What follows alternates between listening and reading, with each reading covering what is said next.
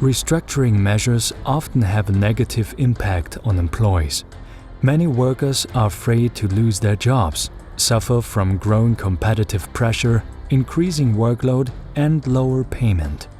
All these factors are stress factors and may affect productivity negatively. Oczywiście po tej restrukturyzacji praktycznie rzecz biorąc mamy 3 razy tyle obowiązków, ile wcześniej.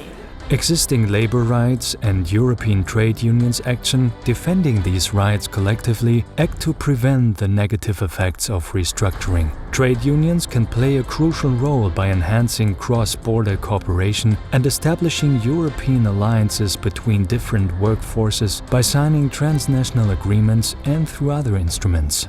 Trade unions and workers' representatives, of course, are those who have the best knowledge about how actually a company operates, because they represent those people who keep the company rolling, the workers. They need to be involved. For this, in many countries in Europe, we have information and consultation structures, co-determination structures, and we have this partly also at European level.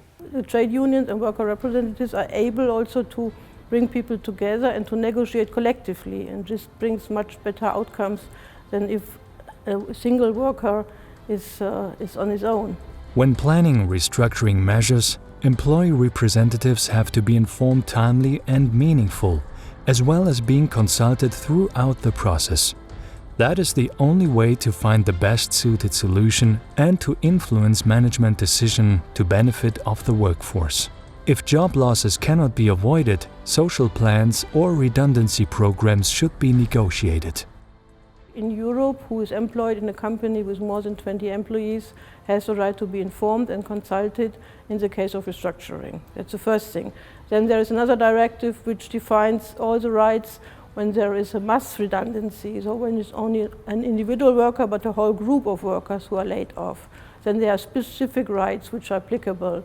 Or when there is a merger or a takeover, there's another directive who explains, for example, that workers have to be protected under the same condition for a certain period after the merger, and so on and so on. So therefore there are a lot of rights, and on the one hand workers sometimes even do not know their rights, and a lot of them do not know that they are coming from the European level. To ensure an efficient protection of employee rights, trade union work must be enhanced and further developed at all levels. Works councils, trade union committees, and often employee representatives in supervisory boards represent the interests of single employees at company level. At national level, industrial trade unions and umbrella associations provide further support and influence the framework conditions. At European level, support is provided by transnational federations, which ought to be consulted and involved in the process more intensively when it comes to sectorial change.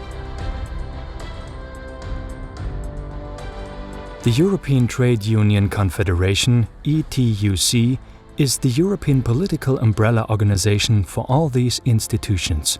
It represents 90 national trade union organizations from 39 countries and 10 European trade union federations.